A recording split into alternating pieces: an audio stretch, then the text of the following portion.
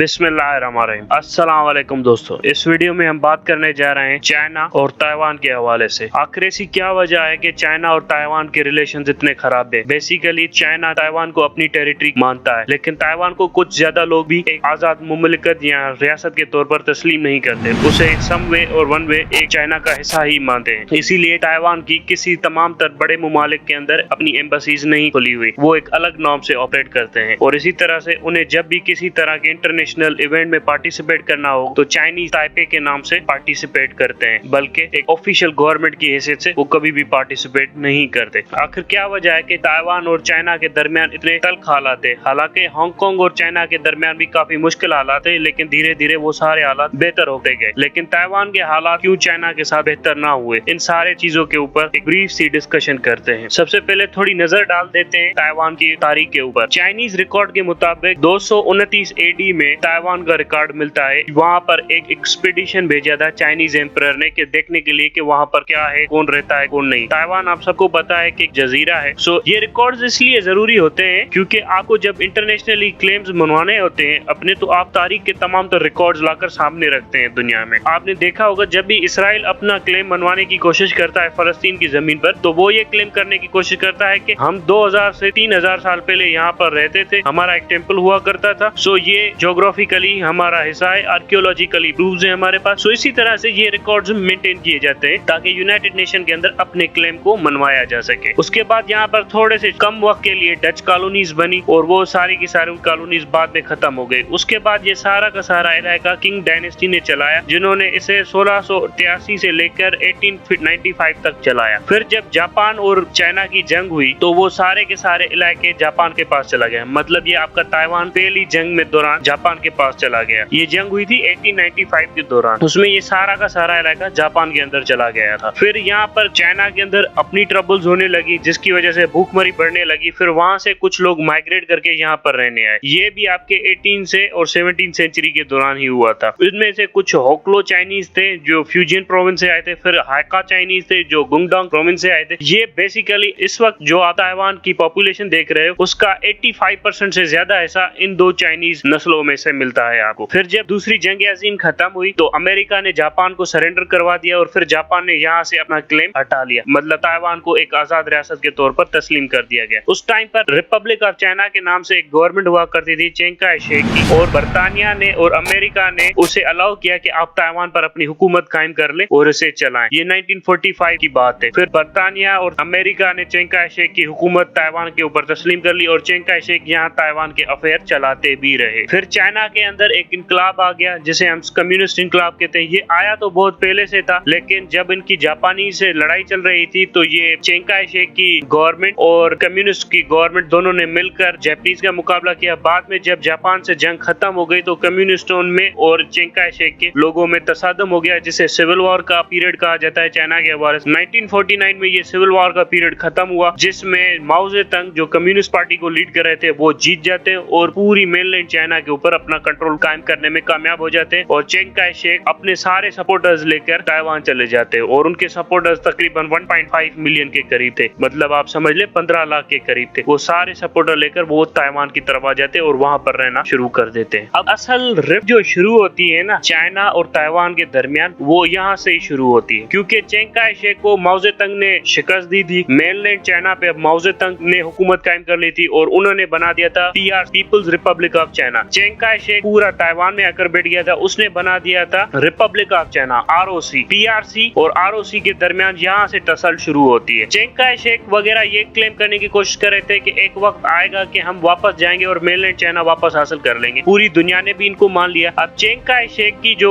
Government थी, इन्होंने United nation बनाया था। यूनाइटेड नेशन के फाउंडिंग मेंबर्स में से ये एक ऑर्गेनाइजेशन थी। फिर क्या हुआ कि धीरे धीरे इनसे तमाम तर वेस्टर्न मुमालिक ने अपना सपोर्ट हटाना शुरू कर दिया। फिर 1971 में यूनाइटेड नेशन का एक रेजोल्यूशन आया जिसमें सारी की सारी जो सीटें थी इनकी सिक्योरिटी काउंसिल की वगैरह की, वो सारी की सारी चाइना के पास चली गई, जो माओ ज़ेडुंग वाला चाइना था, जिसे हम पीपुल्स रिपब्लिक ऑफ चाइना कहते हैं, जो आज की चाइनीज गवर्नमेंट है। और चिंग काई शेक की गवर्नमेंट जो ताइवान में थी उसकी इंटरनेशनल रिकॉग्निशन खत्म कर दी गई। और उसके बाद पीपुल्स रिपब्लिक ऑफ चाइना ने ये भी प्रेशर डाला दुनिया के ऊपर जिन्हें हमसे ताल्लुक रखना है, मतलब जिन्हें हमारे यहाँ एम्बेसी रखनी है, तो उन्हें पीपुल्स रिपब्लिक ऑफ चाइना के साथ ताल्लुक रखना होगा और चिंग काई शेक की गवर्नमेंट है, जिसे रिपब्लिक ऑफ चाइना कहते हैं, जिसे ताइवान कहते हैं आप, उससे अपने ताल्लुकात खत्म कर देने होंगे, मतलब उनकी एम्बेसीज हटानी होंगी। फिर धीरे धीरे सब मुल्कों ने ताइवान को एक चाइनीज पार्ट कंसीडर करना शुरू कर दिया, एक नेशन स्टेट नहीं कंसीडर किया और वहां से अलग होते गए। और आज के दौर में तकरीबन हार्डली 14 ममालिक है जो ताइवान को एक कंट्री के तौर पे मानते हैं और उनकी एम्बेसीज रखते हैं। उनमें से एक आपका पोप भी आ जाता है, जिसे होली सी कहा जाता है, रोम का पोप। सो ये जो 1971 वाला मूव हुआ था, ये बेसिकली हेनरी किसिंजर ने चाइनीज लीडरशिप के साथ मुलाकात की थी। उसके बाद ही ये सारे के सारे वेस्ट के साथ खुले थे और उसके बाद ये सारा 1971 का यूएन सिक्योरिटी काउंसिल रेजोल्यूशन आया था। बेसिकली शुरुआत में तो वेस्ट ये क्लेम करने की कोशिश कर रहा था कि माओ ज़ेडुंग की हुकूमत फेल हो जाएगी और उसके बाद वन वे और the other Ching Kai shake वापस चाइना पर हुकूमत करने चले ही जाएंगे। लेकिन धीरे धीरे सबको एहसास हो गया कि ये नहीं हो सकता, अब माओ ज़ेडुंग ही फ्यूचर है चाइना का। उसके बाद इन्होंने ये सारी सपोर्ट यहाँ से विड्रॉ कर ली। अब यहाँ पर आपको एक थोड़ा सा लेसन, जो अफगान नेशनल गवर्नमेंट क्लेम करने की कोशिश कर रही है, जिसे इमारात इस्लामिया कहते हैं हम लोग, उन्हें भी देखना होगा कि माओ ज़ेडुंग ने कैसे 20 साल के बाद अपनी लोहा मनवाया था दुनिया में। सो यहाँ पर भी इन्हें अपना लोहा मनवाना पड़ेगा, बाकी भीख मांगने से कोई भी इंटरनेशनल रिकॉग्निशन नहीं मिलती। अब यहाँ से हम थोड़ा सा फोकस करते हैं